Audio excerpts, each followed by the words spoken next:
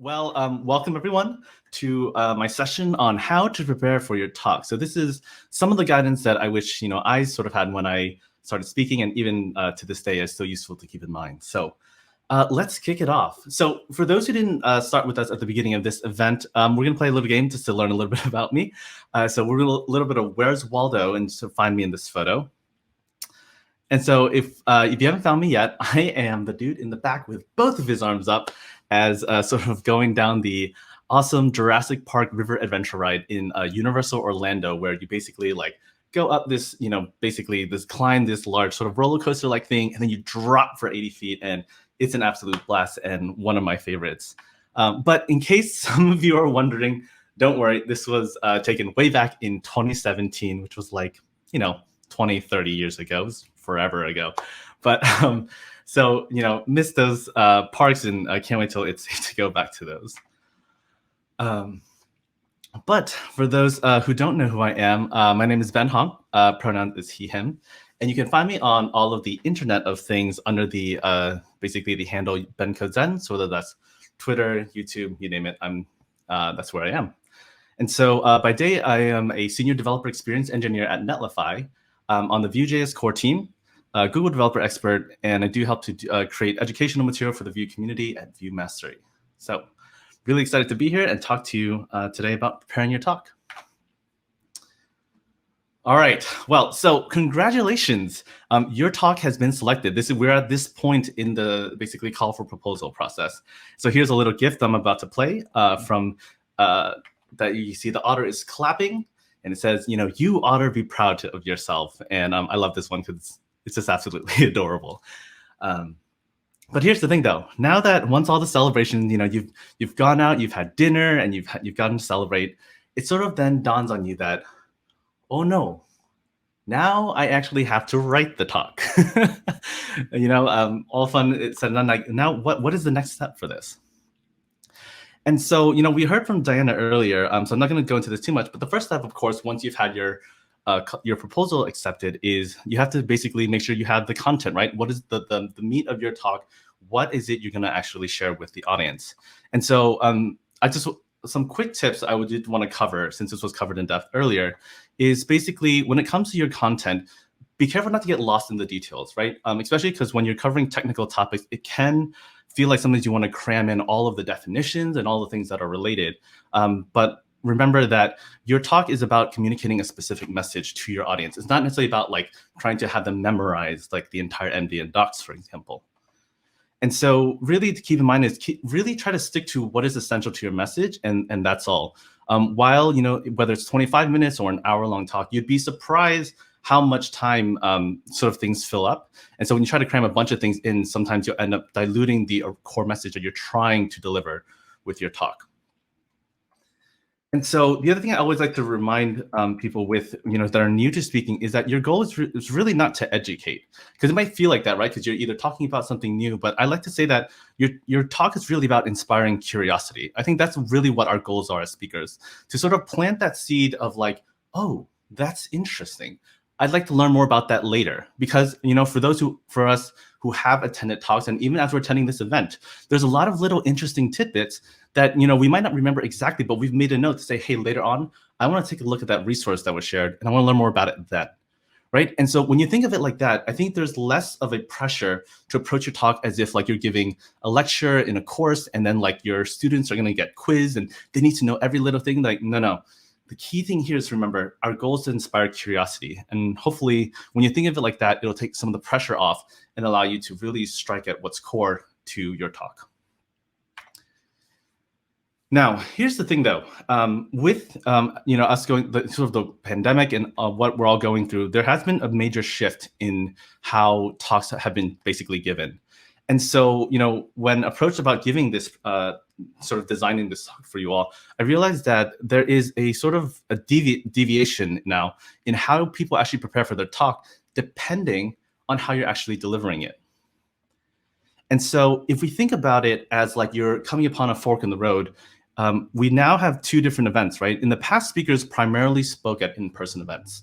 remote really wasn't a thing. But clearly, as we've seen with what we have here today, and I think will be honestly an ongoing thing going forward, is that remote events now are here basically to stay.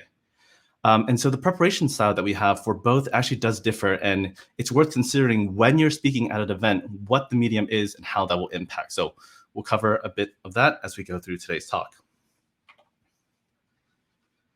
So first of which, now that you have your content, right, I'm going to assume that you have your outline, you've written it out, you feel comfortable with it. Now it's time to determine what your visual aids are going to be. And so when it comes to your visual aids, there are three primary things that you're going to consider. Which is one, live demos, which I'll talk about in a little bit. And we have recorded video. And of course, we have slides. So when it comes to live demos, what are we talking about here? Here I have a GIF I'm about to play where we have a cat basically typing frantically on the board.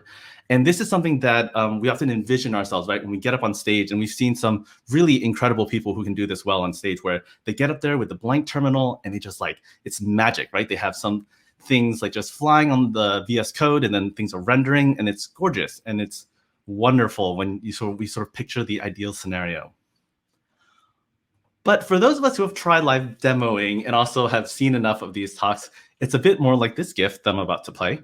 And this is from the IT crowd, and this is Moss. And it's a short one where Moss is typing, and then he's looking over, and he's like, oh, fire. Oh, that's not good. And a lot of times when it comes to demos, it's actually very much like this. You think you know exactly what you want to type, and you've done this a million times, right? You've run all this stuff, and then something doesn't work. And because it's live, you're gonna there's this moment of panic, especially if you're not ready for it. And so here's the thing, though. When it comes to live demo, right, here are some of the cons that come with live demos as visual aid. Is that, as we can see, it's a bit of a high risk kind of environment, because a lot of times there are a lot of variables that you can't necessarily control for, especially if you have things and so there's this degree of unpredictability, because you don't know whether some random bug will come up. Speaking from personal experience, I once taught a workshop where I was trying to demo this feature that I was going to make basically everyone's life super easy, right? It was one line of code, press enter, it'll be great. Turns out that very morning when I was trying to show everyone this, they had updated said library, and that command happened to break. And so when you do, there is that sort of you want to wow everyone, but this is one of those risks that we have to be aware of when it comes to doing these sort of live demos, because as I mentioned in my little anecdote there, the third-party dependencies are a real thing in terms of accidentally getting in the way, right? Maybe your code sandbox CodePen, it accidentally goes down because, or maybe it's not even CodePen, maybe it's that the Wi-Fi at the event is weak. Gosh, there's been basically any number of variables you can think of can get in the way when it comes to live demos. So it can be kind of tricky. And more importantly, this is more to do with the remote events, is that these live demos, as we know, some of you have probably even experienced, is that sometimes you'll get latency, right? There'll be a little lag and things will cut out from time to time. And so when you do live demos, this can be tricky, because if you kind of call it speeding through things, because you need to type something real quick and you have a key moment that's missed, that can cause the user sometimes to lose context on what's happening. And so that can be that can impact the audience. And so this is one of those things to consider when doing things like live demos. And so yes. Now, of course, live demos are not just with the cons, right? There are many things that are wonderful about them, which is that live debugging is actually incredibly useful.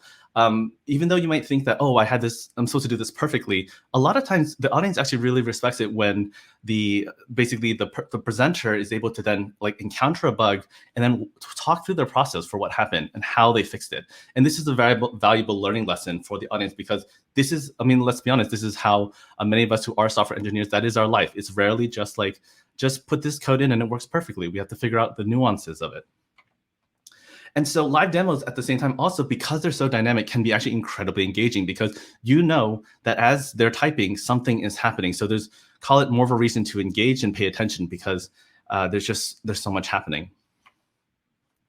And the other thing that's really nice about live demos as a speaker is that you can improvise. So in the event, you realize that maybe the audience isn't seeming to have questions about an area you thought might be, call it, more easily understood, then this is a time where you can actually spend more time and expand on a concept, because you can go, well, this might not be obvious here, but let's expand on the demo and show you how this really works.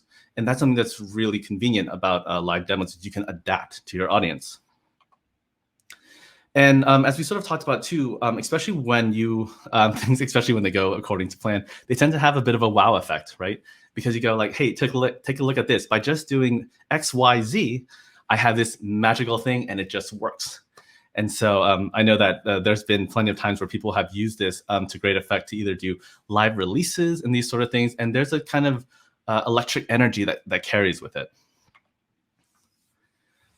And so if you're doing live demo, if you want to try it out, here are some tips to keep in mind. First of which is increase your font size and color contrast.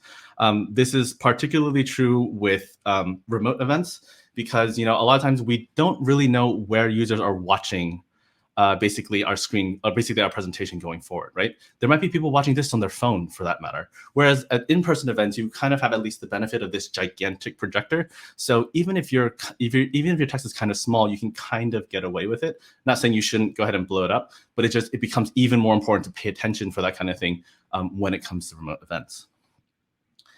And so, the color contrast before I move on, especially when it comes to in-person events, this is actually where a difference. Knowing how the lighting and how much is going to be dimmed can impact actually the color theme that you choose. Because I've seen plenty of times where people had code snippets or like certain themes, and based on the way the color lighting was happening in that particular room, it was really hard to read.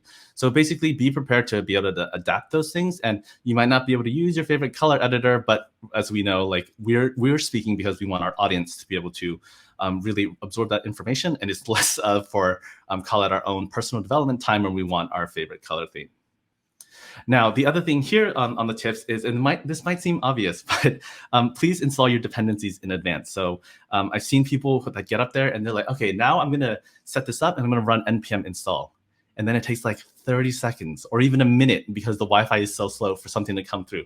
That is not time you want to waste from your audience, right? You can tell them like, okay, we would normally run npm install. And then you say, I've already have this installed over here, so now we'll move over, right? People will get that context switch. You don't actually have to run those commands. So something to keep in mind. And the other thing too, right? We were talking that there's a little joke I had earlier regarding the IT crowd and Moz with basically like points where things just go horribly wrong. And while sometimes you can debug your way out of it, sometimes a little adrenaline panic kicks in and you're not sure what's wrong, right? You can't find the one typo, the audience can't help you find it either. And so having branches that can act as save points can be a complete lifesaver when it comes to being able to go, okay, so something's a little weird here. And so let's just go ahead and check it. Let's go to this point and you can check out that branch and you can move on with your demo. And you don't have to sit there and get flustered. And so this can be an absolute lifesaver when it comes to live demos. Okay, so now that we talked about live demos, now we're going to talk about the second medium here, which is recorded videos. And so this one might not be as frequently used, but it is something that is. And this one is what I would consider medium risk. And so the reason for this is because when you record video, particularly when it comes to remote audiences, the latency can really impact, once again, that sort of basically the viewing experience.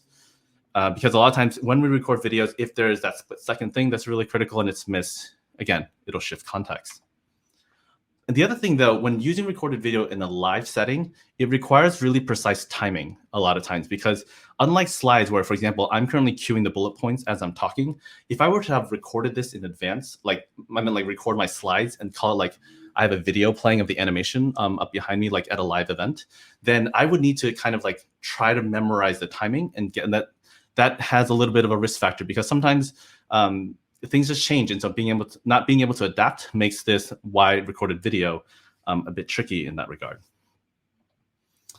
And the other thing is once you've recorded it, especially if your presentation is reliant on this, it's basically impossible to improvise without re-recording everything.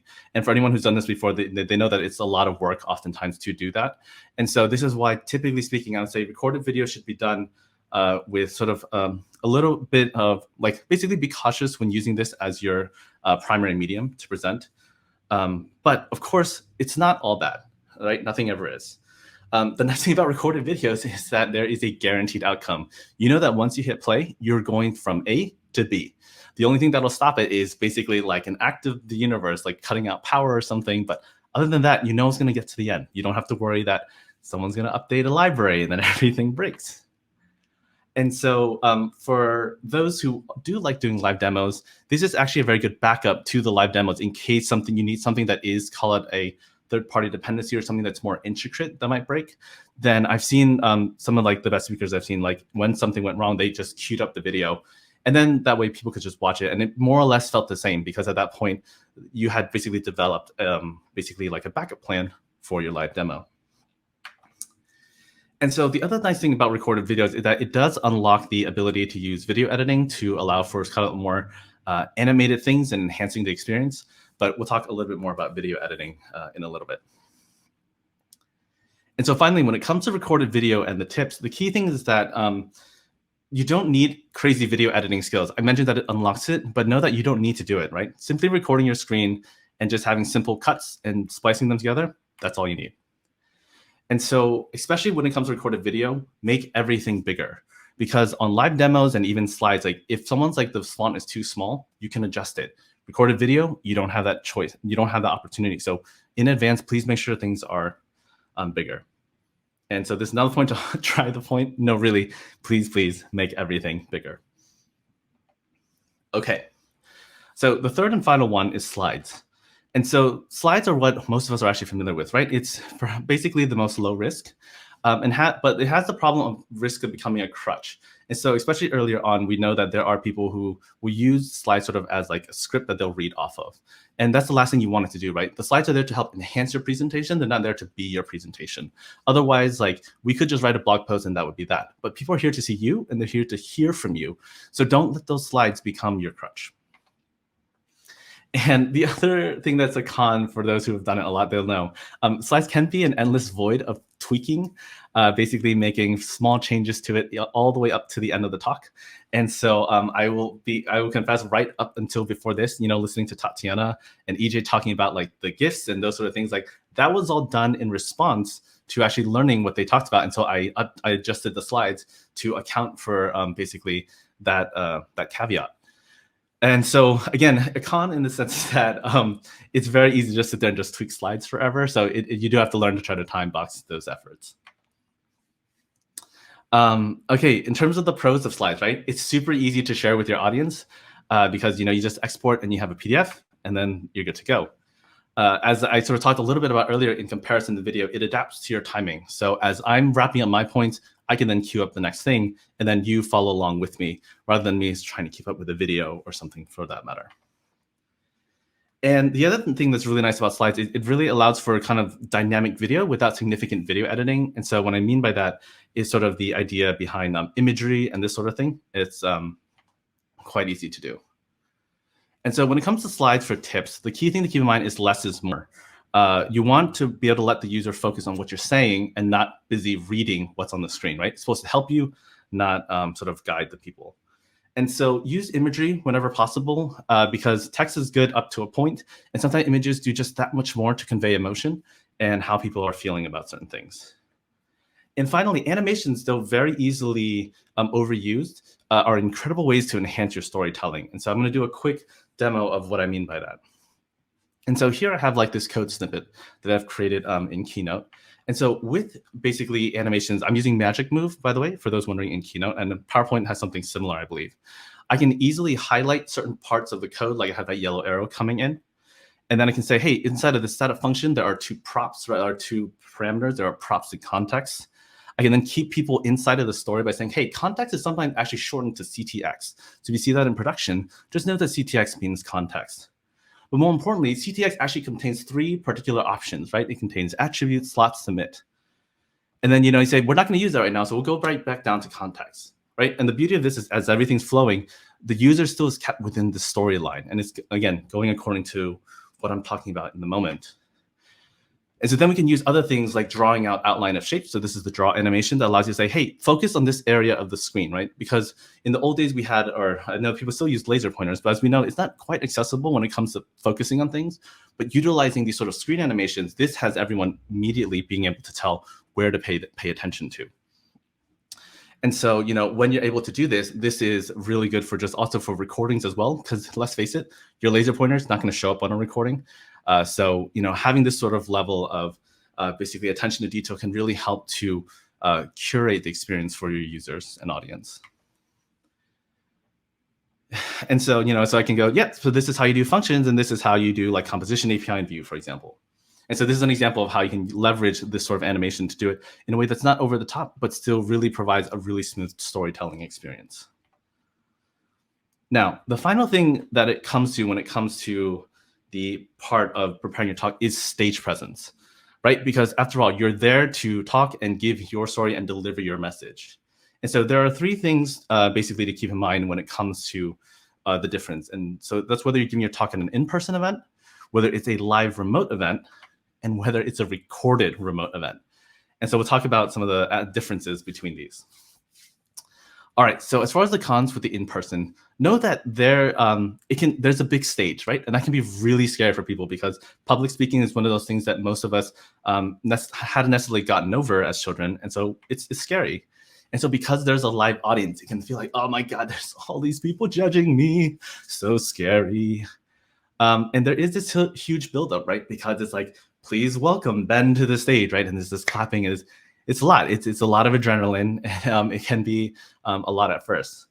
But on the other hand, right, there is a stage to assist you. And what I mean by that is there is a kind of a grandiose energy that happens when you're at in-person events and on that big stage. It can really help to elevate and make you feel excited about what you're about to deliver. And it helps the audience too, right? They're just much more sort of captured into the stage.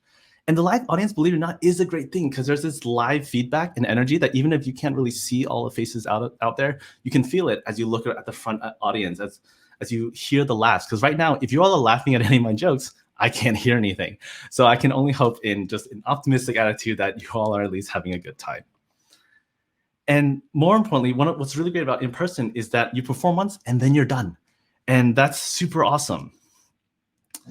And so when it comes to in-person events, I recommend really make sure to try to get familiar with the stage and get someone to be in your corner to give you that little bit of a pep talk right before you get up there. Someone to call you right before to talk to is always helpful. And again, please don't be afraid to use the stage as a way to help capture the audience. So I've seen people use that by, as long as you can like carry your mic to walk around and help to make it a little bit more dynamic. Now, what about live remote, right? What are some of the cons of this? Well, there is no stage, right? It's just me and my camera here and my slides. And it's very easy to lose momentum because, as I mentioned before, right, like especially earlier on, like if you haven't had the experience of a live audience, you're just talking to the camera. So it's easy for energy to sort of get drawn out over time.